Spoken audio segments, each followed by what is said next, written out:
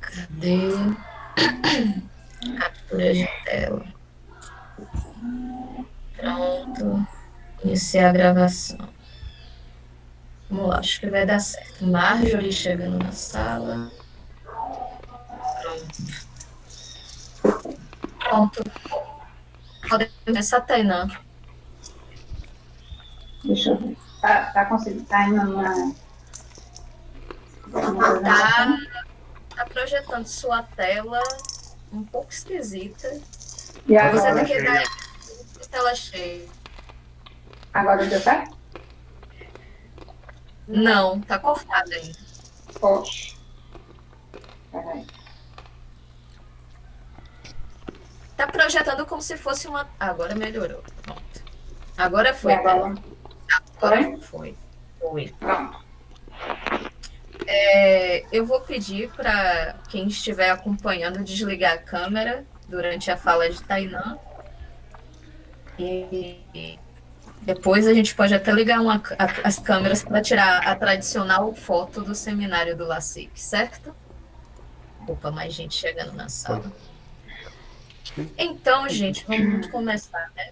Boa tarde a todo mundo que veio assistir mais um seminário do LASIK, hoje em formato virtual, numa nova plataforma. Estamos tentando aprender a utilizar o Google Meets. Para quem não me conhece, eu sou a Letícia Pereira, estou coordenando os seminários do LASIK esse semestre. E hoje nós temos a apresentação da nossa arqueóloga favorita aqui do LACIC, a Tainã Moura, Tainã doutoranda do programa de pós-graduação em Ensino, Filosofia e História das Ciências, orientada do professor Olival Freire, da professora Adriana Garcia, e hoje ela vai apresentar um pouco do trabalho que ela está fazendo no doutorado, né, Tainã? Isso. Não é a tese pronta, é a primeira aproximação, a arqueologia na Bahia nos anos de 1960, Valentim Aldão e o Pronapa. Então, Tainã, você já conhece como é o nosso seminário, você tem aí 40 minutos para apresentar e depois nós vamos ao debate, tá certo? Tá certo. Então, Boa tarde. Primeiramente, eu gostaria de agradecer a Letícia por esse convite desafiador de apresentar parte da minha pesquisa de doutorado, que começa a tomar corpo agora. Quero agradecer ao LACIC por ter recebido essa estranha, sou eu, né, tão bem, e que tem me suportado falando de arqueologia em literalmente todos os espaços possíveis e alguns impossíveis também. Um agradecimento muito especial ao meu orientador Olival Freire e minha co-orientadora Adriana Garcia, que aceitaram me ensinar a navegar nessas águas dos Science Studies, especificamente da História das Ciências, e que era até a entrada nesse doutorado novidade para mim. Nesse processo, venho aprendendo a olhar para a ciência e a arqueologia e seus cientistas como eu costumava olhar para os artefatos arqueológicos, para estruturar de contextos e com culturas específicas.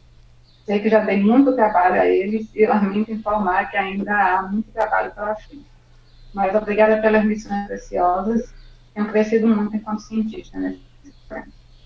Por último, mas não menos importante, eu gostaria de agradecer a direção do MAIUFBA, na pessoa de Marco Tamboni, e meus colegas de trabalho do museu, que têm tornado essa pesquisa possível, e a todo mundo que veio assistir hoje aqui esse seminário.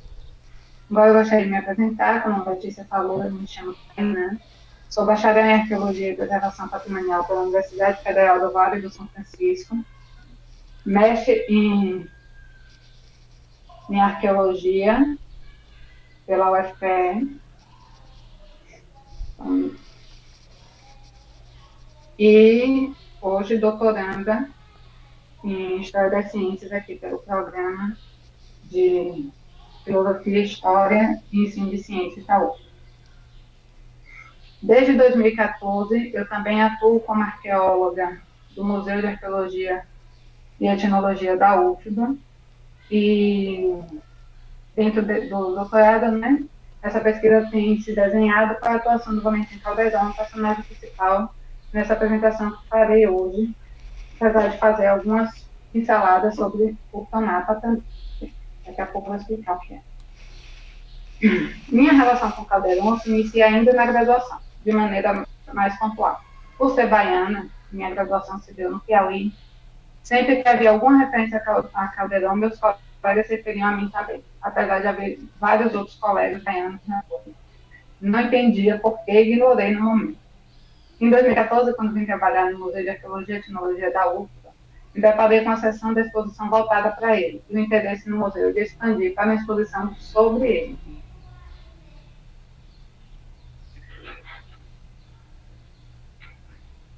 Por isso, isso porque em 2013, a então viúva de Caldeirão, Dona Lídia Caldeirão, havia doado para o museu vários documentos e objetos pertencentes ao Caldeirão e o Maior estava desenvolvendo um projeto institucional para a musealização desse acervo.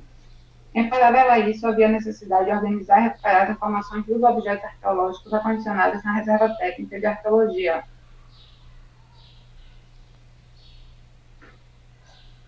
que está localizada hoje no IFBA. E essa foto que aparece aí embaixo, que eu estou apontando, mas vocês não estão vendo, né? Mas essa foto que aparece aí embaixo, onde eu estou trabalhando com estagiários na reserva.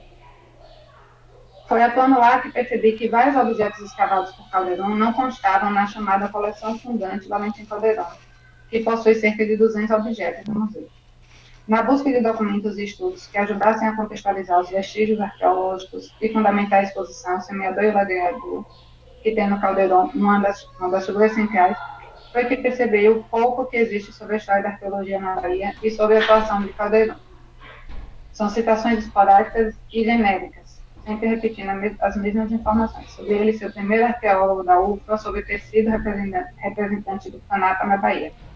Assim comecei a assistir às aulas no programa, mais especificamente uma sobre a relação científica dos Estados Unidos e América Latina, de onde ganhei meu orientador e minha co-orientadora, e desde 2019 venho desenvolvendo essa pesquisa. O objetivo principal da tese é o de entender a chegada e atuação de Valentim Caldeirão, associado ao desenvolvimento do Programa Nacional de Pesquisas Arqueológicas, o PRONAP, citado até agora. São considerados, a chegada e a atuação do Caldeirão, juntamente com o PRONAP, são considerados pelos arqueólogos como marcas de arqueologia científica na Bahia. Compreender como se deu essa virada e quais as influências das relações internacionais é a linha que guia essa pesquisa e serve como pontapé inicial para compreender a fundação e formação do acervo arqueológico do Maior e, consequentemente, o desenvolvimento da arqueologia na Bahia. Como ponto de partida, decidimos iniciar um reconhecimento da trajetória biográfica de Caldeirão, tentando identificar os espaços ocupados por ele nos campos que atuou. Essa abordagem se aproxima da proposta de Bourdieu de análise de trajetória, em oposição à história de vida. O PRONAPA aparece nessa apresentação e em torno de todo o projeto de tese, pois representa a mudança na metodologia aplicada e reconhecida como científica a nível nacional.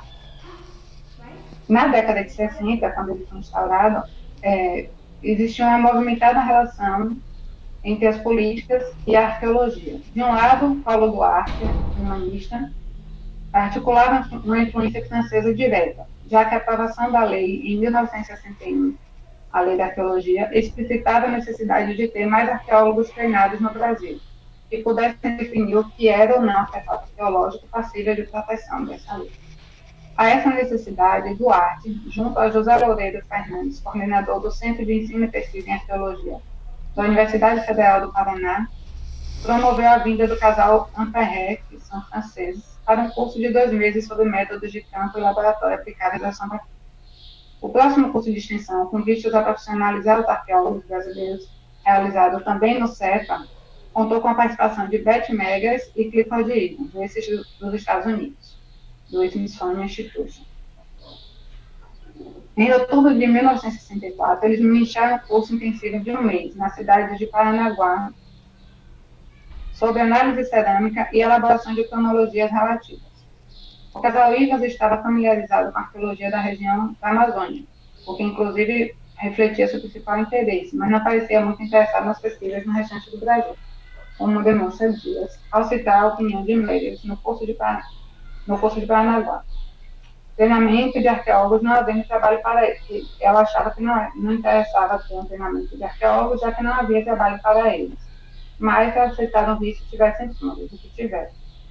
Financiados pela Fulbright Commission, pelo Conselho de Apoio à Pesquisa e Ensino Superior, a CAPES, pelo Conselho de Pesquisa da Universidade Federal do Paraná e pelo Smithsonian Institution, resolveram dar o curso, contando com a participação de 12 pesquisadores de vários lugares no país, neles incluído Valentim Caldeirão, da Bahia. O curso tratou de temas ligados a técnicas de campo, análise, classificação e interpretação cerâmica. Como decorrência do sucesso do curso e da conjuntura política, o casal Ivans coordenou a implantação do Programa Nacional de Pesquisas Arqueológicas, o PRONAPA, sendo os então participantes do curso representantes deste programa em seus estados de atuação. Com o PRONAPA, o casal Ivans monitorava e fiscalizava a produção científica de arqueólogos do Rio Grande do Norte e ao Rio Grande do Sul, sob a bandeira do determinismo ecológico na história.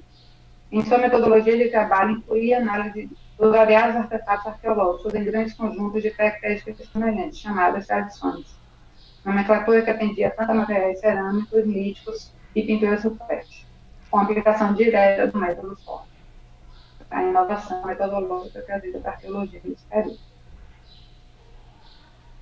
Antes de fazer parte do PRONAPA, Caldeirão tinha sua própria trajetória. Vamos demonstrar. Para isso, utilizamos fontes primárias do serviço histórico do Valentim Caldeirão do Mais Urban e fontes secundárias como artigos, livros e depoimentos a respeito de Caldeirão. Valentim Caldeirão Simão Joaquim, Valentim Rafael Simão Joaquim Caldeirão de Lavara, nascido a 26 de julho de 1920, no próximo dia 20 completa um centenário, o seu centenário.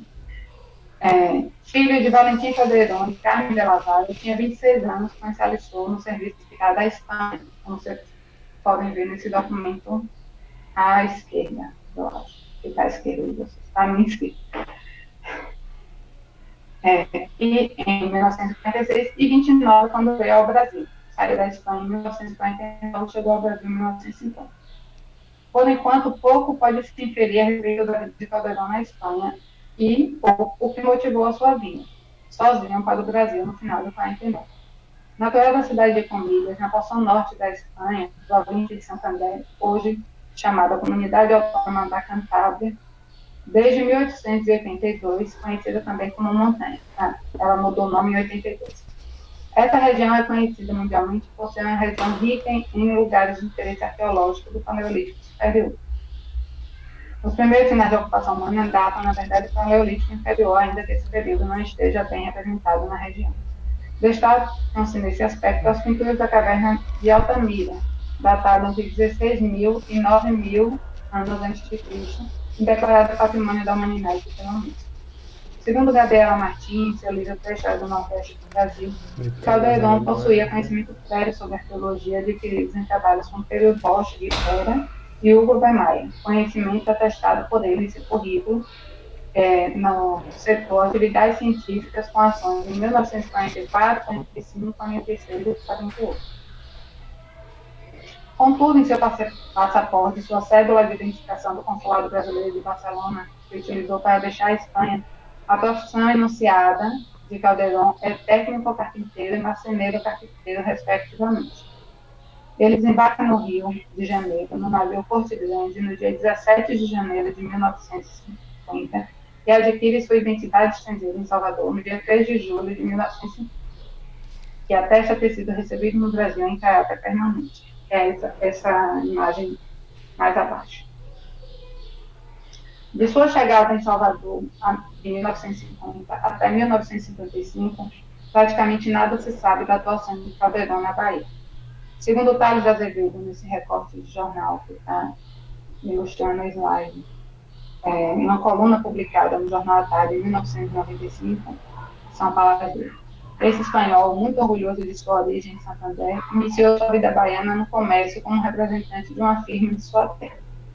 Honro-me de ter sido um dos que descobriram desse discreto comerciante um arqueólogo de formação na Espanha e de o haver trazido para a vida universitária. No currículo de Caldeirão, há uma indicação que ele publicou um artigo sobre Salamanca e Frei Bartolomeu de las Casas, em defesa aos direitos do homem, numa revista espanhola na Bahia, chamada Campanas de Espanha. É importante destacar que Salvador possui uma das maiores colônias espanholas do Brasil.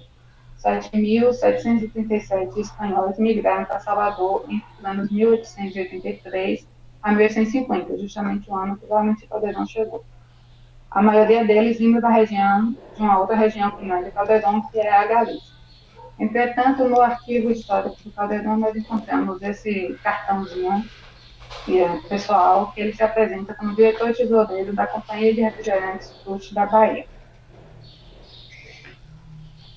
No ano de 1955, Caldeirão apresenta duas conferências na segunda reunião de antropologia brasileira, ao lado de nomes como Luiz Castro Farias, Jaci Ribeiro, Egon Schaben, Pierre Verger, entre muitos outros nomes. Destaque para Carlos Otti, cuja fala fazia referência à teologia na Bahia. As falas de Caldeirão, intituladas Contribuição ao Estudo das Pinturas Rupestres Epipaleolíticas no Castro Céltico, em Penha Castilho, não aparecem nos anais da reunião, por, abre aspas, possuir interesse mais ibérico que brasileiro, como está dito nos próprios anais.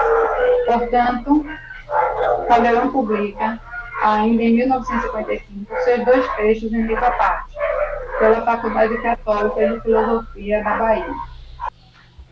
Então, essas duas falas que ele fez na reunião de antropologia brasileira, em 1955, não entraram nos anais da reunião, mas ele publicou em livro à parte, tá, no slide,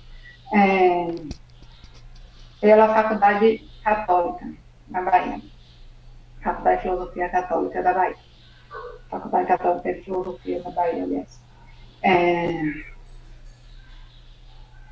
Essa faculdade também, no segundo currículo de Caldeirão, ele começa a ministrar aulas de antropologia, etnologia, paleontologia e pré-história, imediatamente após ou 54, 55, não dá para ver nas imagens. Em 57, segundo o currículo, ele ministra um curso sobre métodos e técnicas arqueológicas na UF. Sua titulação de nível superior, a única que consta em seu currículo, vem se dar em 1959, quando colou grau pela Faculdade Católica de Filosofia da Bahia, na licenciatura de Geografia e História.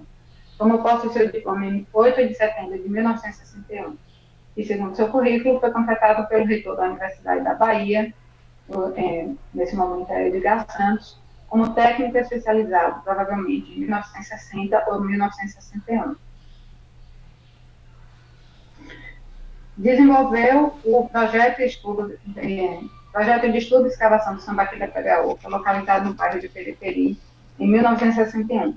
Esse projeto foi patrocinado pela Fundação para o Desenvolvimento das Ciências da Bahia e financiou muitas de suas pesquisas arqueológicas seguintes, inclusive as também financiadas pelo FANAPA.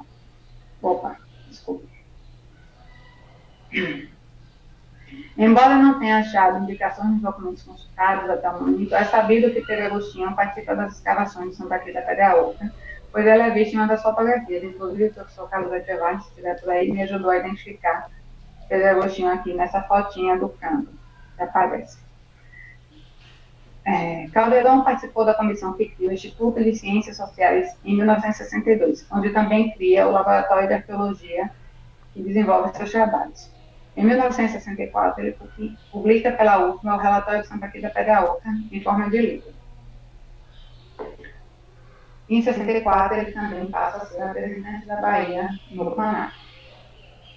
No curso sobre análise cerâmica, precursor do PANAPA, embora eu ainda não tenha identificado de que forma isso ocorreu, tipo uma indicação ou convite. Em decorrência, desenvolveu o projeto Bahia do Programa Nacional de Pesquisas Arqueológicas.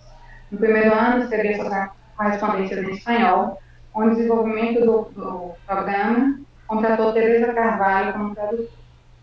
Na vigência do PANAPA, recebeu para treinamento o arqueólogo responsável pelo estado do Rio Grande do Norte, Nassa Dunassi, que o acompanhou nos campos de análise de laboratório dos anos de 1965 e 1966. Em 65, 66 e 77, os 3 primeiros anos do PANAPA, desenvolveu as atividades como previsto, com os atalhos nas entrevistas relatórios e dados para o casal Williams. Foi votado para treinar Celso Peralta, que entrou tardiamente no programa e que viria a ser o representante do PANAPA no Espírito Santo. Contudo, o Peralta preferiu ser treinado no Rio Grande do Sul.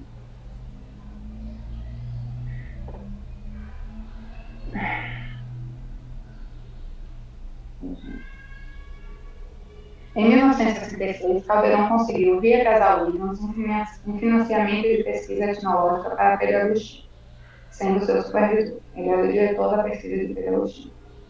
Ao ser desenvolvida no Alto Xingu, mais especificamente na tribo dos Camaiorá, essa pesquisa, que foi concluída em 1969, rendeu a Serra Camaiorá que hoje compõe a Maiú. Em 1967, morre o reitor Miguel Calmon, que dava suporte às pesquisas de campo de Caldeirão.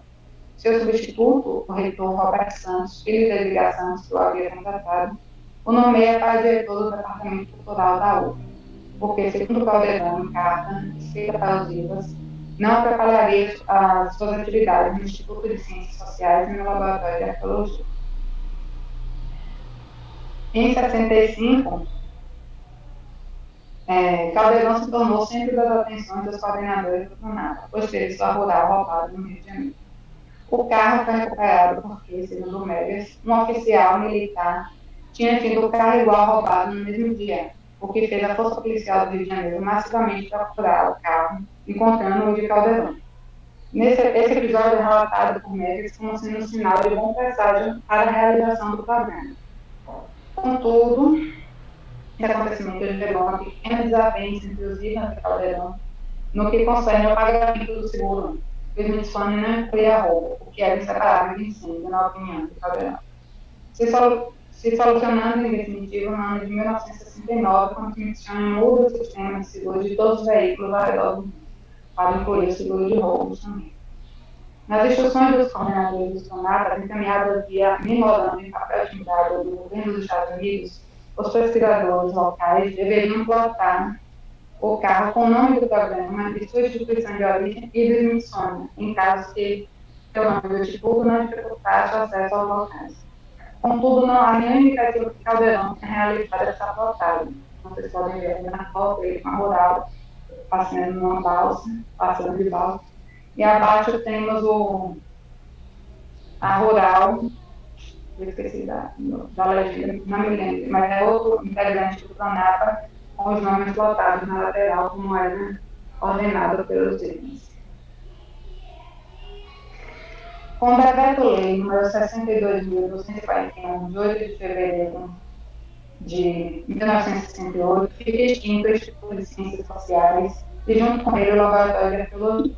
Caldeirão passa a propor soluções na UFBA para salvaguardar o material da recolhida e continuar as pesquisas. Tem seu laboratório envolvido para um prédio em frente à reitoria. Para os IVAs, propõe, então, a continuação do PRONAPA, mas com a redução das atividades. Passa a atuar mais como coordenador, embora não cite os nomes dos pesquisadores de campo nas cartas. Propõe para, então, reitor a criação do Museu de Arqueologia, o que chegou a ser aprovado, vocês podem ver nesse recorte da carta que está mais à esquerda, que ele disse que no dia 28 de fevereiro de 1969, com esta data foi criado o Museu de Arqueologia da Universidade Federal da Bahia, aproveitando o antigo Laboratório de Arqueologia e Etnologia. Estou satisfeito. Mas, nas próximas correspondências, ele logo fala de uma mudança de Museu de Arqueologia para Museu de Ciência e Tecnologia a ser instalado na universidade, e não se sabe o que aconteceu no final das contas. Para assumir mais atividades junto à reitoria, passa a assumir mais atividades junto à reitoria também, a partir de 68. Passa a ser representante da reitoria no Conselho da Executividade, do curso de dança, propôs a criação da revista Universitas e a colocou à disposição dos IVAs, dizendo em várias cartas que não havia dificuldade alguma de publicar algum artigo pela Universidade Federal da Bahia, o que mostra o prestígio que ele tinha junto à universidade. Em 1969, passa a propor soluções para os problemas do Smithsonian Institute, chegando a receber amostras de carvão para datação na UFBA, no recém-criado laboratório de datação, bem como encaminhando para laboratórios na França. Assume também a representação do DEFAN na Bahia e também media conflitos existentes em Pernambuco com o arqueólogo Marcos Albuquerque e dois amadores. Em 1970, funda o curso de Museologia na UFBA, participando ativamente da formação da grade curricular. Ele não participa da última reunião do PRONAPA, que acontece em Washington, em 1973, mesmo diante de forte insistência dos coordenadores, devido a um problema no ciático, como ele justificou. Por isso é representado por Nasser nessa caricatura, deitado sobre a tradição Aratuca, defendendo a execução do programa e sonhando com Oscar.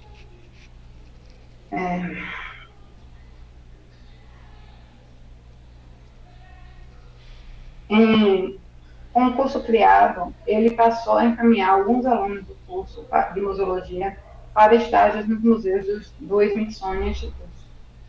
Funda na UFBA a série Estudos Baianos, onde publica a biografia de monumento sobre o convento de Santa Teresa, local onde está situado o Museu de Arte Sacra.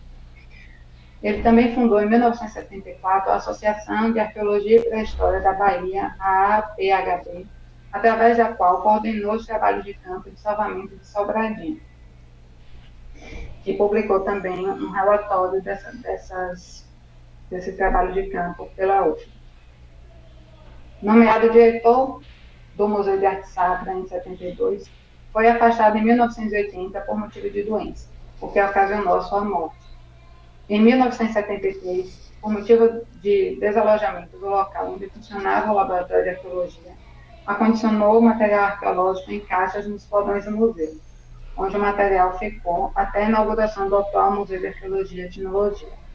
Na carta que ele manda para os IRAMs, explicando a impossibilidade de mandar os materiais que eles precisavam para confirmar os dados, ele diz: para desocupar a casa, todo o material foi acomodado às pressas em 24 grandes caixotes, que estão depositados nos podões do Museu de Arte Sacra, até encontrar uma acomodação definitiva, sendo impossível abrir esses caixotes para retirar o que agora necessitamos.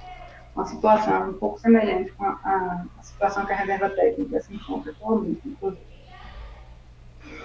No recorte de jornal, Caldeirão virou notícias por ter sido agredido, entre aspas, vamos colocar aspas aí, em seu local de trabalho, o dito motivo. O fato ocorrido e relatado no jornal é que um menino de 13 anos tirava tamarindo numa árvore do museu. Caldeirão, então, o manda descer. Tendo descido, Caldeirão ainda deu 2 cascudos para que ele aprendesse a lição, o que fez a criança ir chorando contar ao pai que estava em casa ali perto. O pai da criança era Rubens Divineu dos Santos, conhecido como Bel, ex-jogador do Leões, que foi tirar satisfação com Caldeirão e admitiu ter dado uns tapas na cara dele. Caldeirão prestou queixa e, segundo o jornal, Bel iria responder por 2 crimes: o de agressão e o de invasão da repartição. Em 22 de abril de 1977, o governador da Bahia, Roberto Santos, nomeia Valentim Caldeirão para diretor executivo da Fundação Cultural da Bahia. Tudo indica que ele seguiu como diretor do museu, enquanto era diretor da Fundação Cultural também. Esse fato fica claro em outro momento em que Caldeirão passa a figurar nos jornais, dessa vez no Brasil inteiro. No dia 28 de dezembro de 1977, Glauber Rocha, já conhecido cineasta baiano, seguiu com a equipe para fazer filmagem para a Umidade da Terra, a última película do cineasta, no Museu de Arte Sacra. As filmagens já haviam sido autorizadas pelo IFAM, contudo Caldeirão argumenta, em carta impressa, que a equipe tinha movido o mobiliário da igreja e que tentava mover o altar e o tabernáculo de prata. Ainda segundo Caldeirão, pretendiam instalar no lugar do altar uma árvore de Natal e ensinar um balé de moças vestidas de freiras, na foto, ali embaixo, acima das sepulturas existentes na igreja. Segundo o relato de Caldeirão, Glauber desrespeitou os funcionários do museu, afirmando que quem mandava ali era ele. Ainda sob protestos dos funcionários, Glauber disse que ia filmar onde quisesse, e quem tinha fundado aquele museu era ele, junto com as ligações. Ainda, segundo Caldeirão, Glauber teria dito: não conheço Caldeirão como nada, aquele espanhol, com a palavra decorosa, franquista, fascista e outras palavras de baixo calão. Os funcionários decidiram, então, chamar Caldeirão, que estava na Fundação Cultural do Estado. Ao chegar, abre aspas, com a maior correção, coloquei-lhe a mão no ombro e perguntei o que estava acontecendo. Fecha aspas. Nas palavras de Caldeirão, Glauber continuou a ofender-me, sem abrir possibilidades para o diálogo. Essa briga foi resolvida após Caldeirão chamar a polícia, e a equipe de Glauber foi retirada no local. A briga está registrada no documentário No Tempo de Glauber, do cineasta baiano amigo de Glauber Rocha, Roque Araújo. Nessa carta que o Caldeirão enviou para a imprensa, ele teria dito: esse Galba pode até não estar na cidade, mas quem manda aqui no museu sou eu. Com a morte de Caldeirão em 1980, por conta de uma hepatite, iniciou-se um movimento na UFBA que incluiu a restauração do espaço escolhido por ele para instalar um museu de arqueologia, o subsolo da Faculdade de Medicina do Pelourinho, o transporte das coleções que estavam nos porões do Museu de Arte Sacra para os porões da Faculdade de Medicina, e culminou com a inauguração do MAIUFBA no dia 26 de outubro de 1983. Nesse ano, também foram republicados artigos produzidos para o PRONAPA, em edição comemorativa Valentim Caldeirão, chamados Estudos de Arqueologia e Etnologia. Diante desse breve histórico da trajetória de Caldeirão na Bahia, ficam algumas lacunas. Quais os motivos e circunstâncias da vinda de Caldeirão para o Brasil em 1950 e quais os campos e espaços que ele circulava na Espanha? Por que veio para o Brasil como carpinteiro em seus documentos oficiais? Em 1950, ano que ele chegou na Bahia, a 1955, quais as trajetórias de Caldeirão que permitiram que ele acumulasse capital simbólico suficiente para se tornar um dos principais homens da UFBA e até no Estado?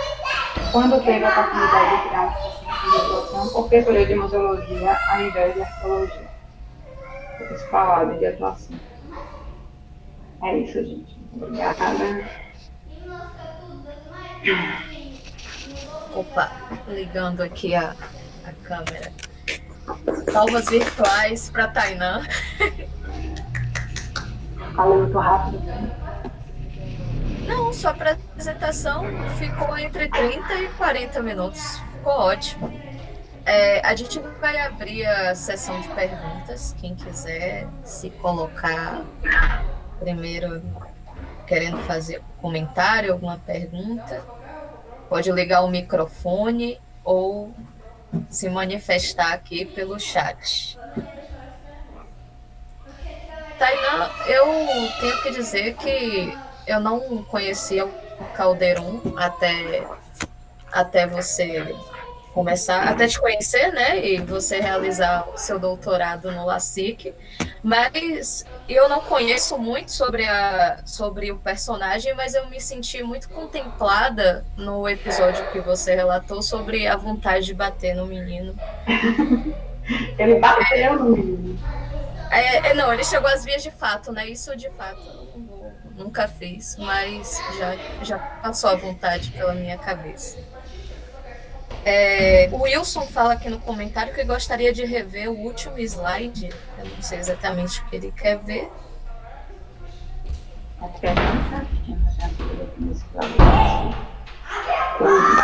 Seria o último slide que fala das lacunas. Viu? Já vou voltar. Eu consegui, peraí.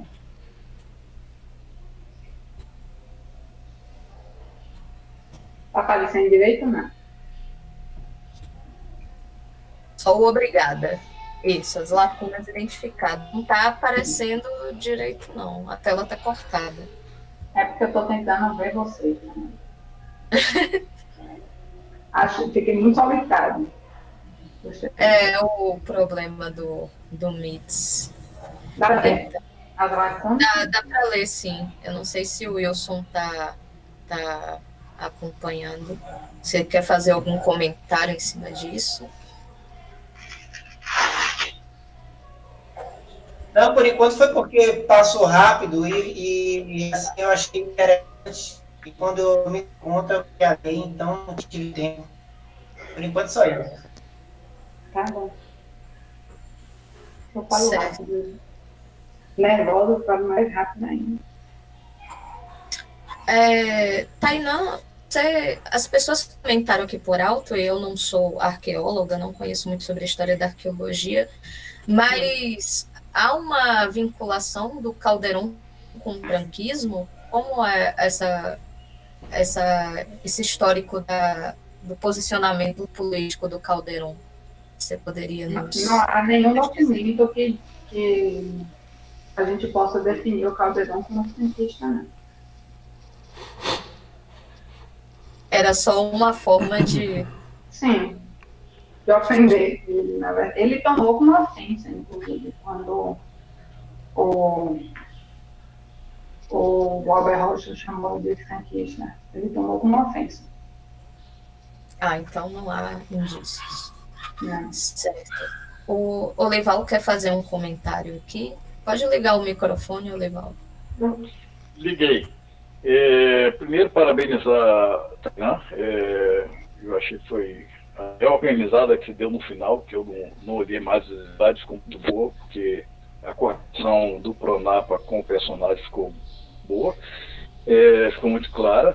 E eu acho que o que ressalta na sua tese, esse é o comentário que eu queria fazer, Tainá, é que talvez não tenha sido a sua intenção inicial, mas você caiu com tudo na história da Bahia, do Brasil e do século XX. Ou seja, você queria fazer uma coisa de história da arqueologia, coisa assim, mais intramuros, não é? Mais estritamente institucional, e de tudo que se apresentou ficou claro de que não é possível. Né? Quer dizer, a trajetória do Calderon, e também por outras coisas que você já nos falou para mim e para a Adriana, o apoio forte que o Pronapa teve dos Estados Unidos, então, enfim, toda uma conexão com a história da UFBA, da Bahia, do Brasil e mesmo a história mundial. Afinal de contas, toda essa confusão aí envolvendo o franquismo, você tem que considerar isso. Para considerar que o Albert Rocha fez um ataque injusto e o Calderon se sentiu atingido, significa que ele era então um antifranquista, ou o contrário, ele era um franquista disfarçado, né? Então eu acho que é muito, muito legal. E o segundo comentário que eu queria fazer, a gente já tinha até conversado sobre isso, no seu projeto original era arqueologia na Bahia e um destaque para a trajetória do Calderon. Ao começar a colocar o personagem de pé, a examinar, ficou claro que o Calderon é maior do que a arqueologia. A componente museológica do lado dele é muito grande. Como você disse, tem que saber por que ele escolheu criar o curso de museologia. Depois o envolvimento dele com o Museu de Arte Sacra, que não tem correlação direta com a arqueologia. Então, claramente, ele era um homem que valorizava muito a museologia. Ou seja, um nome que marcou a museologia na Bahia. E aí é um comentário que eu faço, uma pergunta: você tem alguma coisa a mais a falar sobre a relação do Calderon com a dimensão museologia e não só com a dimensão arqueologia? Então, como a gente até já tinha conversado, os documentos que eu tenho acessado até agora, eu queria abrir uma ressalva que o Arquivo Histórico do Valentim Calderon tem mais de 2.000 documentos. Por enquanto, eu tenho conseguido consultar cerca de 200 documentos. Então, toda a construção histórica feita até aqui pode sofrer alterações à medida que os documentos forem sendo acessados, né? Além disso, existe um arquivo também lá no Museu de Arte Sacra, do Calderon, e eu acredito que no Centro de Memória da UFBA também. Mas, voltando, os documentos que eu acessei até aqui demonstram que o Calderon enxergava a arqueologia nunca desassociada à museologia, como se a arqueologia só tivesse sentido dentro da sociedade se ela estivesse associada ao museu, como uma coisa mais ampla. Inclusive, no dos recortes, que eu acho que eu nem falei, estava nervoso, o Calderon destaca que uma das finalidades do museu é educar, para além de... Vou até dar um zoom. Além de expor, conservar e documentar, o museu, para ele, tinha que ter uma finalidade educativa. Então, eu acredito que ele pensava que o lugar para a pessoa se formar arqueólogo fosse dentro de um museu de arqueologia. Por isso, o esforço dele em criar um museu de arqueologia e a graduação de museologia, né? Mas isso, por enquanto, está muito no especulativo. Mas tudo indica que vai fazer esse caminho. Obrigada pela pergunta. Ok. Vamos retomar aqui, enquanto a gente não tem mais gente inscrita. Eu vou... Posso falar? Eu também. Bom. A Adriana, então. Ou Carlos ou Adriana, quem ligou o microfone aqui? Eu ouvi vozes. Os dois. Ah, os dois? Então... Não, eu não sei. Quem quiser falar, por favor. Carlos primeiro, eu acho. Então, pronto. As damas, por favor. Ah, meu Deus. Ela vai usar a prerrogativa de co-orientadora para falar depois, então fica à vontade. Com relação a essa pergunta do professor Olival, Tainá, eu sugiro dar uma procuradinha, conversar com o professor Ivan Coelho Sá, da Escola de Museologia da Unirio, porque quando o Caldeirão faz o curso de museologia, cria o curso de museologia da UFBA, ele vai buscar amparo aqui para formar as primeiras turmas. E o professor Ivan Coelho Sá, ele tem um projeto muito importante sobre a história da museologia brasileira a partir da atuação da Escola de Museologia. Então, muito provavelmente, ele tenha documentos ou informações que levem a entender a formação do curso de museologia. No campo da museologia, tem se dito que, e aí eu não sei em que medida isso é verdade, que a intenção de Calderon, em certa medida, era também dar conta do volume imenso de acervo que ele tinha formado até mais ou menos final da década de 60. Ele passa os anos mais fortes de atuação de Calderon na arqueologia, justamente os anos 60. Então, no final dos anos 60, ele já tinha um volume absurdo de acervos, e ele não tinha onde colocar aquilo, e aí ele começa a migrar de cargo para cargo dentro da UFBA, e onde ele ia, esse acervo ia acompanhando ele até ele ir parar no Arte Sacra, e salvo engano, esse acervo fica lá no porão do Arte Sacra. O seu Matias, que era um dos funcionários da UFBA, um técnico, restaurador, ele contava que nos anos 70 ele trabalhou no porão do Arte Sacra, enquanto se trabalhava lá na construção do MAI, né, nas escavações do que seria hoje o MAI, do que viria a ser o espaço do MAI. Então, talvez isso decorresse também de uma necessidade prática de onde alocar esse acervo. É uma das razões que pode ser buscadas. Uma outra pessoa aqui da Bahia, que talvez dê um subsídio bom para isso, é uma das primeiras professoras do curso de museologia, que é a professora Maria Célia Teixeira Moura. Ela foi aluna. Ela estava na apresentação. Então, mas talvez bater um papo com ela, que ela teve acesso ao Caldeirão, inclusive foi ela a pessoa que fez o primeiro projeto de exposição do MAI. E ela teve convívio com o Caldeirão foi uma das pessoas que incentivou muito ela, então talvez ela tenha informações que permitam fazer essa relação com o curso de museologia. Ela já estava na minha rota. Porque ela que foi encaminhada na transmissão para fazer estágio lá na museologia nos museus de Smithsonian por Caldeirão. E ele foi professor dela também. Ele que chamou ela para fazer o curso, ela tinha feito o vestibular para História, parece, e Ciências Sociais. O curso de museologia Smithsonian, que foi em 1970, não abriu vestibular.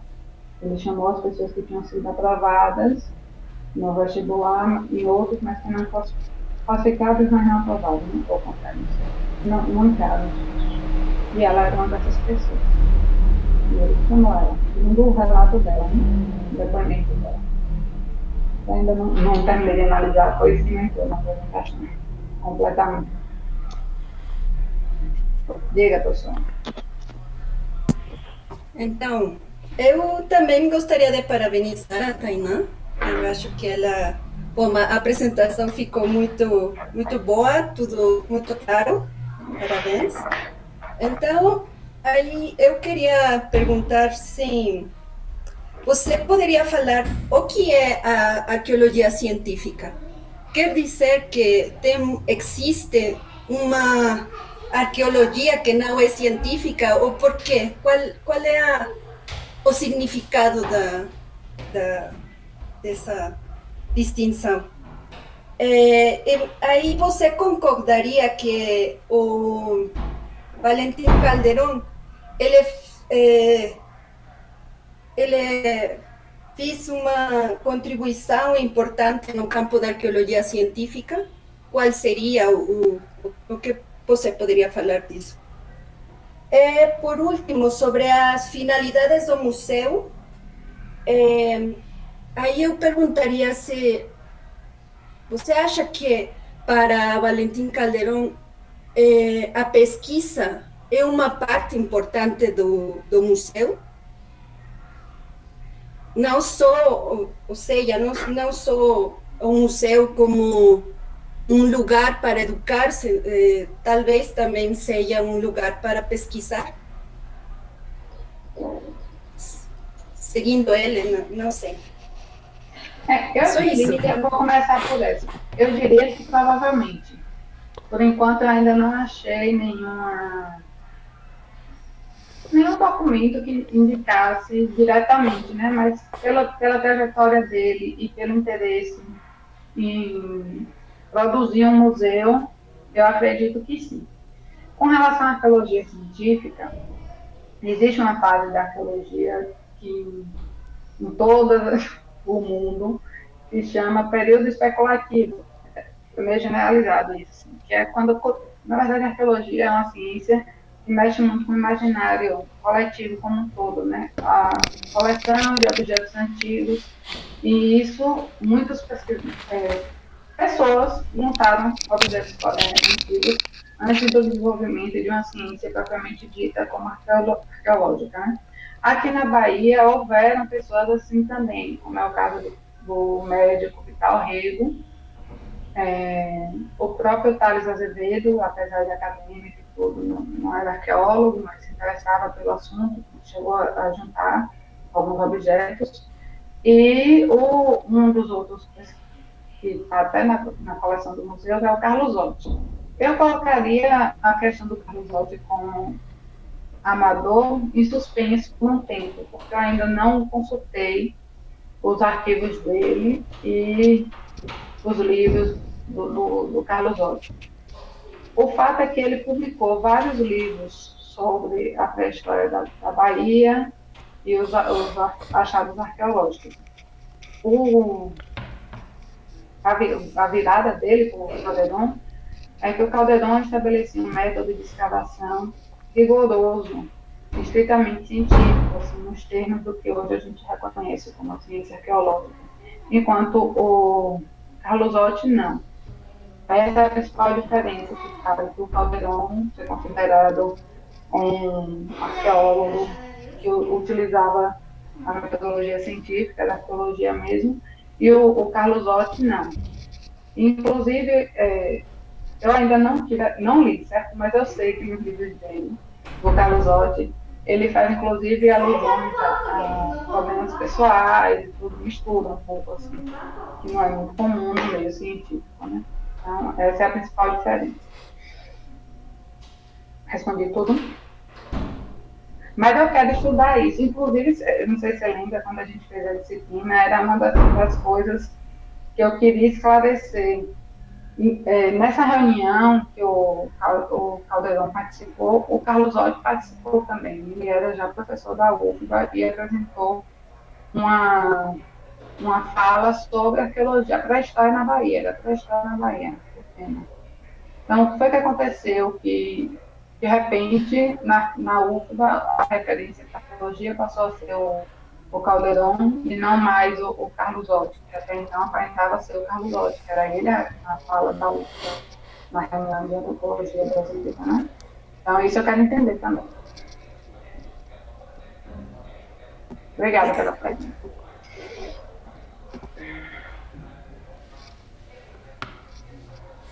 Pronto. Estão me ouvindo?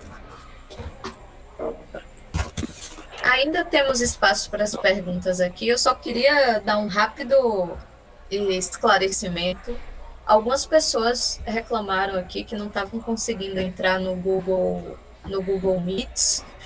Durante a fala da Tainã, não apareceu, pelo menos a partir do terceiro slide, não apareceu mais nenhum convite aqui de pessoas querendo entrar na conferência, pelo menos na minha tela. Eu enviei convite para algumas pessoas que me chamaram no WhatsApp, elas entraram, então eu não sei o que aconteceu, só esclarecendo aqui, porque todo mundo que pediu eu coloquei para dentro aqui na reunião. Bom, a gente ainda tem espaço para algumas perguntas. Se mais algum arqueólogo, museólogo quiser fazer algum questionamento, comentário, temos. Eu vou fazer uma pergunta, mas é mais uma curiosidade pontual. À vontade, Helder. Bom, uma das questões que você colocou lá no final, que você quer responder, é por que ele chegou aqui como marceneiro, né? Isso. E aí eu queria saber se você... Bom, para mim eu fiquei curioso, eu queria saber se você tem alguma pista sobre isso já. E se as fontes que você tem, os arquivos, se você acha que você vai conseguir responder essa pergunta. Ó, no arquivo histórico dele, né, está lá no museu, pela primeira olhada que eu dei, não tem nenhum documento relativo à vida dele na Espanha. E, além dos passaportes, nada sobre a vinda dele para o Brasil também.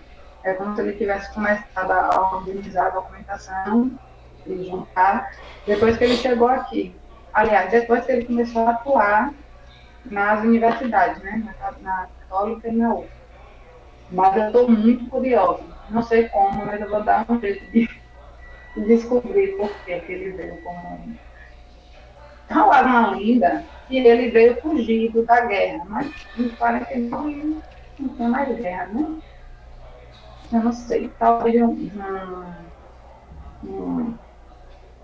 uma perseguição política, alguma coisa assim. Agora, se ele mudou a profissão, mas não mudou o nome discreto dele, né? Valentim Rafael Simão Caldeirão de Lavada, todinho o nome.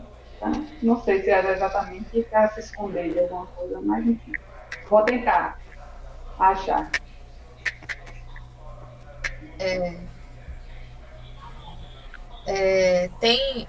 Olival quer dar uma palavrinha rápida, depois a gente passa para o Fábio Pena, que quer fazer uma pergunta. Pode falar, Olival. Não, é só lembrar que a Espanha não participou da Segunda Guerra. Então, se ele é espanhol... Primeiro que a Segunda Guerra acabou em 45, ele chega aqui em 49. E a Espanha ficou neutra na Segunda Guerra. Então, está um bom mistério aí para você decifrar. Antes de eu começar a mexer na documentação dele, dizia que era por causa, não era a Segunda Guerra que ele tinha fugido, que ele tinha participado da Guerra Civil Espanhola em 36, ainda com 16 anos, e que ele teria vindo em decorrência disso. Contudo, lá no primeiro slide, no segundo, tem a carteirinha militar dele, de 46, não tem nenhuma indicação de que ele tenha participado de nenhuma guerra. Então, eu não sei se ele teve outra antes, não sei. Mas aí já o questionamento. Certo. Vamos passar a palavra para o Fábio Pena, depois a gente volta para o Carlos, que também pediu a palavra. Olá, boa noite, tudo bem? Tainá. Mais uma curiosidade. Quando você colocou ali que ele escolheu o curso de museologia em vez de arqueologia, né? A disciplina museologia, ela é uma disciplina que ela tem outros campos, né, de conhecimento, como história, antropologia, sei lá, sociologia, filosofia. Será que pela museologia ter essa entrada em outros campos do conhecimento, ela foi, sei lá, seria mais bem acolhida como um curso de graduação e não um curso de arqueologia? Que é mais específico, né? Pode ser. Ele fez a grade do curso de museologia e tem esse documento lá no arquivo, porque eu vim refugiada para minha cidade natal e não trouxe os documentos todos, né? Escaneei alguns e esse eu não escaneei. Mas se eu não me engano, na grade do curso de museologia, a primeira que ele propôs, tem uma área, uma concentração grande em acervos arqueológicos, né? Talvez essa é talvez mais bem aceito na UFBA, né? Porque a arqueologia. E eu não, na época também não existia um curso de nível superior no Brasil em arqueologia, em 1970. O primeiro curso de arqueologia foi fundado em 94. Me corrijam aí, Carlinhos, por favor, eu não sei. Da Estácio Bissá. 75. 75. A 94, né? 96, sendo que 96. Sendo que quando a Estácio termina o curso em 96, tiveram ações judiciais e vai até quase 2000. Inclusive na faculdade particular, e o meu curso de universidade pública só vai ser criada em 2004, que foi o que eu fiz parte, inclusive. Então, realmente, a graduação em arqueologia no Brasil tem uma história mais recente, né, do que a museologia. Talvez a museologia fosse mais bem aceita pela administração da UFBA, para ser fundada, e seria um destino seguro com material arqueológico e etnológico que foi coletado pelo Agostinho, com influência dele. Ok, obrigado. Obrigada a vocês. Vou passar a palavra, então, para o Carlos agora. Pode falar, Carlos. Obrigado. Tainá, o Funari, ele tem uma teoria alternativa da relação do casal Evans com a relação do Smithsonian, o casal com a ditadura militar, o financiamento estrangeiro. Então, ele tem toda uma teoria da conspiração acerca disso. A professora Gabriela Martim diz que isso é um exercício de criatividade epistêmica de Funari. Na documentação que você tem analisado, você tem visto algum indício que aponte para isso? Carlos, na documentação do Calderon, nós temos verificado alguns artigos que falam sobre a atuação de Beth Meres enquanto pesquisadora. Inclusive, eu até citei um pouquinho, mas eu falei muito rápido.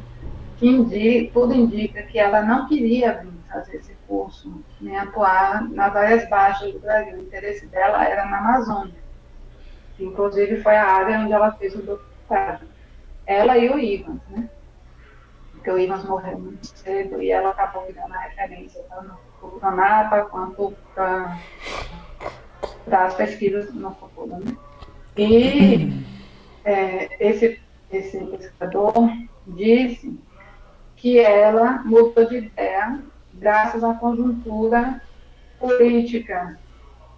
Eles obtiveram fundos graças a um acordo lá dos governos entre si, e isso também é muito forte, que na verdade a ditadura militar tem uma participação muito grande enquanto método arqueológico científico válido, porque vários outros arqueólogos que conviveram e fizeram pesquisas no período do Pronapa reclamam que suas pesquisas não eram vistas como válidas ou científicas porque não estavam incluídas na do Pronapa, né? E, por exemplo, a Ana Russa escreveu um artigo sobre isso. Ela discordava dos achados do Pronapa, discordava das datações, mas os dados dela eram desacreditados, porque ela fazia parte do Pronapa. Como se tivesse criado só a palavra do Pronapa era que valia nesse período. E isso, para mim, é endossado, sim, pelo governo. É isso. Por enquanto, as coisas apontam para esse caminho. Eu pretendo, se tudo der certo, se a pandemia deixar, se eu passar na seleção, fazer um sanduíche para lá, para os missões, para botar os arquivos deles. Tá? E aí eu espero poder responder essa pergunta de uma forma mais assertiva, né? Tem uma segunda pergunta que eu queria te fazer, se puder.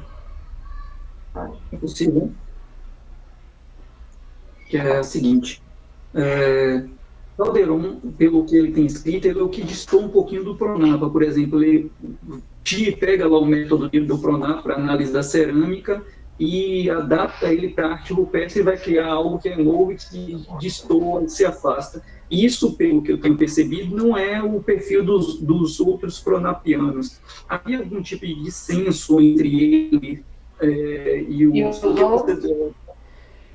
o Amélis, em decorrência disso, desse fugir do método estabelecido por eles, que pelo que você coloca, havia ali uma subversão dele, não colocar o nome, né? O nome no carro. A gente sabe que ele tinha umas coisas assim, não tinha nada a ver com isso, com o Pronap. Então, existe registro nessa documentação que aponta para esse perfil mais subversivo, tanto no ponto de vista científico também? Eu acho que sim. O Calderon, por exemplo, ele tinha mandado as datações, as amostras de carvão para a datação, demorou mais de ano para chegar a resposta. Toda a carta que ele escrevia para os irmãos, ele cobrava a datação, até que ele resolveu buscar outros caminhos para obter esses dados. Então, eu acredito que ele teve participação no equipar o laboratório da UFMA para fazer datação, inclusive receber amostras de outros irmãos do Pronapa e mandar também as amostras para laboratórios na França. Ele manda aos IVANs que fez isso, e eles meio que ignoram, assim, eles não respondem desse aspecto da carta. Quando ele funda a Universitas, a revista da UFBA, ele manda um exemplar para eles, mas eu vejo assim, que era meio subversivo, mas era meio tentando agradar também. Os IVANs é que não gostavam das atitudes dele, mas ele sempre se esforçou para agradar. E ele manda um exemplar das Universitas para eles e eles respondem dizendo que é uma qualidade ótima, a diagramação é ótima, tudo bem. Aí ele disse: você não quer escrever alguma coisa para a revista? Seria ótimo, muito cordial, cheio de palavras agradabilíssimas. E os IVANs não escrevem, respondem que não. Aí, quando é para ter uma publicação em português de um dos textos do Pronapa, ia sair pelo Guild, porque o Simões era o responsável pelo Pronapa no Brasil, né? E estava demorando muito. Aí Calderon mandou uma carta cobrando: cadê essa publicação? Posso publicar aqui, pela UFBA. Aí gera um pouco de briga assim, dele e o Simões, que ele depois disse que retira a oferta, já que não quer causar nenhum sufoco, inclusive o Simões, para ninguém. E logo em seguida, os IVANs propõem a fundação de uma revista para publicar artigos arqueológicos na América Latina. Me pareceu uma resposta ao fato de Calderon ter fundado a Universitas na UFBA, como que meio para concorrer. Não vou publicar na sua revista, não, vou fazer a nossa para a publicação. Então, isso me pareceu que eles meio que concorriam um pouco, assim. Porque ele acaba largando um pouco o Calderon dele lado, assim, a partir de 68. Ele, inclusive, abre mão, eu não lembro se eu coloquei isso na apresentação, ele abre mão do financiamento do Smithsonian, das pesquisas arqueológicas na Bahia, passa a ser financiada apenas pela Fundação da Pesquisa do Estado da Bahia e pela UFBA. Respondi? Deixa eu fazer uma pergunta que foi escrita aqui no chat, Tainá, para você, pela Leonara. Ela pergunta o seguinte: o Calderon manteve contato com pesquisadores na Espanha? Não há registros na Espanha sobre de Calderon antes de vir para o Brasil? Talvez fosse interessante ver a questão das rotas científicas, digamos assim, no período entre Brasil e Espanha. Todas as questões vieram na minha cabeça montando essa apresentação. Eu acho que, do que eu tenho registro, ele manteve contato com o Obermaier, mas ele já fez lado no México. O Obermaier acabou virando professor da Universidade da Cidade do México, e ele pega várias correspondências, inclusive perto da sua morte, no final da década de 70, ele ainda mantém contato com ele. E é bastante ativo, vai para a reunião sobre arte rupestre no México. Então, assim, eles contaram pesquisadores espanhóis mais fora da Espanha. Na Espanha, se eu não me engano, ele foi para uma reunião, não sei se de arqueologia, de arte rupestre, possivelmente de arte rupestre, na década de 60, acho que 67. Ele vai para essa reunião lá na Espanha. Então, assim, ele continua ativo na publicação, no universo científico da Espanha. Inclusive, esse livro que ele publicou sobre das falas que ele fez aqui no seminário, no encontro da antropologia brasileira, não acha para vender aqui no Brasil, só lá na Espanha. Vários exemplares na Espanha, tem para vender, de 12 euros ou 15 euros, nem é barato. Então, assim, alguma importância lá na Espanha ele tem também. Certo.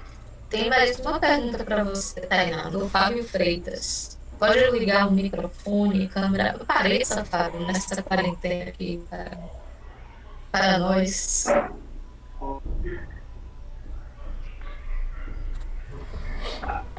Primeiro, deixa eu terminar uma pergunta. Eu entendi que os cursos de arqueologia vão ser, então, na década de 90, mas vai ser provavelmente mais diferente, mas de quais são os cursos de museologia? Carlinhos, você me ajuda nessa? Eu não tenho nada ideia. O primeiro deles é no Museu Nacional em 1932, depois disso, na década de 60, 62, se não me engano, ele é transferido para a Universidade Federal do Rio de Janeiro. Depois tem o da UFBA em 69, que é o segundo curso. Aliás, só fazendo uma ressalva aqui, o primeiro curso era de técnica em museu, não era de museologia, ele só vai ser convertido em museologia porque vem para a universidade. Depois tem o segundo da UFBA de 69, tem um terceiro que começa em 77, bem na Estácio de Sá, é o departamento de museologia ou arqueologia ou vice-versa. Onde estava o curso de arqueologia, o primeiro que Tainá se referiu, eu também dava esse. Esse curso também vai ficar até mais ou menos 95, 96, é incerto nesse momento. Aí o terceiro curso vai ser numa fundação privada no Rio Grande do Sul, em Santa Catarina, Unibav, e depois todos os demais cursos aparecem já com Reúne, a partir de 2005, 2006 para cá. Hoje são 16 ou 17 cursos no Brasil todo.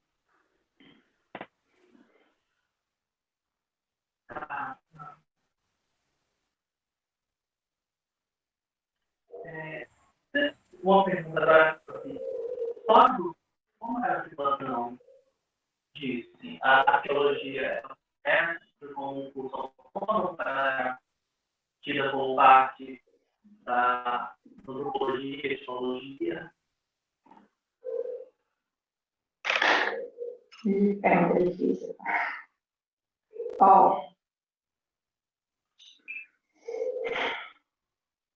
Tudo bem.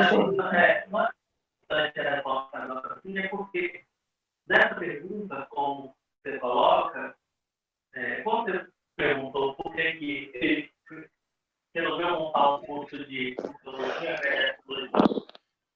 chamou a atenção, já que o curso de arqueologia vai acontecer bem posteriormente. Então, assim, ela parece uma pergunta um pouco... Vai ser 75, não é tão longe.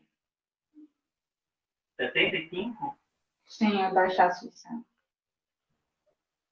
Agora, no Brasil, a arqueologia tem uma tradição de ser um curso, ser formado na pós-graduação. Então, assim, a pessoa com formação em História faz uma pós-graduação em Arqueologia. pessoa com formação em museologia faz uma pós-graduação em arqueologia, ou em ciências sociais, ou em biologia, ou em geologia, qualquer área, na verdade. A pessoa pode fazer uma pós-graduação em arqueologia e ser arqueólogo. Até 2004, essa era, e durante um tempo era a única, né?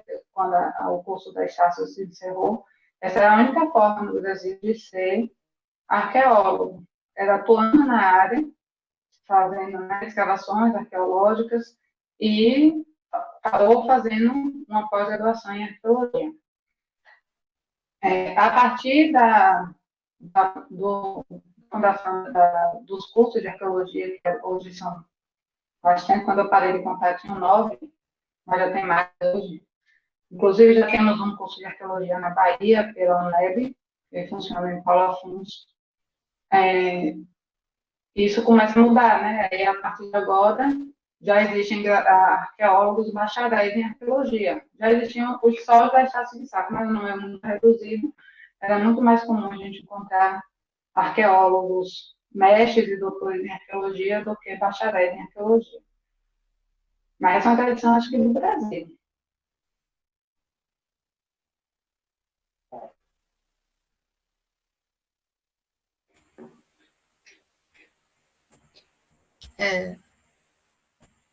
Foi concluída, então, Fábio quer falar mais alguma coisa? Oi, posso fazer uma observação? Pode. Tudo bom, pessoal? Boa noite. Eu estou aqui olhando junto aqui com o Carlos. É o seguinte, é porque, o que acontece? No Brasil, a gente tem essa formação hoje de bacharel de arqueologia, né?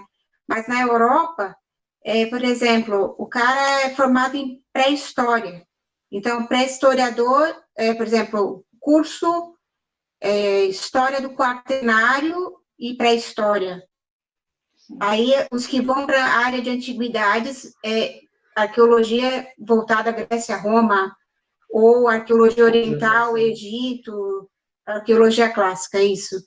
Então, são divididos em áreas, o arqueólogo medievalista. Aqui a gente faz tudo, né, Thay?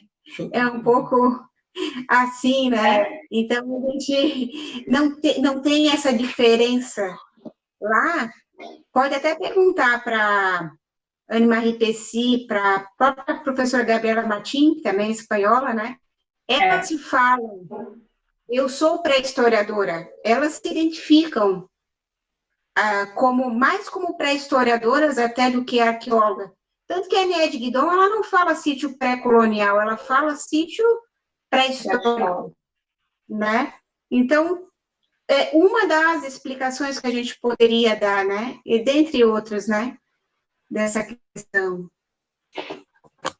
Tem uma segunda questão também, que é o seguinte, na história da arqueologia daqui do Brasil, tem, isso o Tainan sabe bastante bem, claro, são duas grandes correntes que chegam aqui, e que têm vieses diferentes, que é a corrente anglo-saxã e a corrente francesa, né? E aí uma tem mais associação com as escolas de antropologia, respondendo diretamente o professor, e a outra com as escolas de história. Então, você tem aí no Brasil, sobretudo nas pós-graduações, você vai ter as duas vertentes ocorrendo. Você vai ter aqueles que vão ter a formação em arqueologia na pós-graduação associada a cursos de história, e outros, por exemplo, da USP, que é associada à antropologia. Ele começa com antropologia, aliás, a pós-graduação de lá até hoje tem como área base antropologia, né, que mostra esse outro viés. Então, você tem essas duas grandes escolas que chegam aqui, pelos franceses, o Annette Champerret, Agnès Guidon, André Proust, que estão aí até hoje, e outra pela Clifford Evans e Beth Mergeles, que a Tainá conhece bastante bem. Tem outro aspecto também.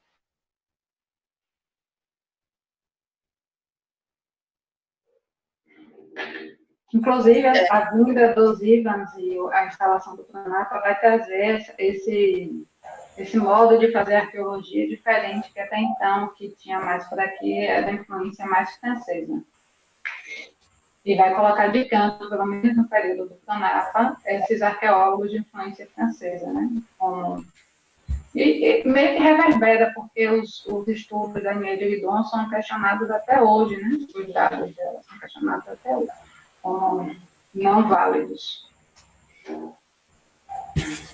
Ok. Eu não sei se a gente vai ter mais perguntas, senão a gente já pode dar encaminhamento para o final do seminário da Tainá. Posso parar a apresentação aqui? Acho que sim. Acho que ninguém... Então é isso, gente. Eu queria agradecer a Tainá pelo seminário excelente. Queria agradecer ao pessoal da UFRB, os arqueólogos que estão assistindo aqui, arqueólogos, museólogos, todos os zoólogos que estão aqui presentes hoje no seminário da Tainá. E a todo mundo que assistiu do LACIC ou agregados, que estão aí acompanhando acompanharam, né, a fala da Tainá hoje. É isso, gente. Eu vou pedir aqui para Carol e para Marjorie, que são nossas especialistas em selfie virtual, para tirarem a foto do seminário. Quem quiser ligar a sua câmera para aparecer na foto, fique à vontade. Várias mensagens de parabéns aqui no chat, Tainá, se quiser depois dar uma olhadinha.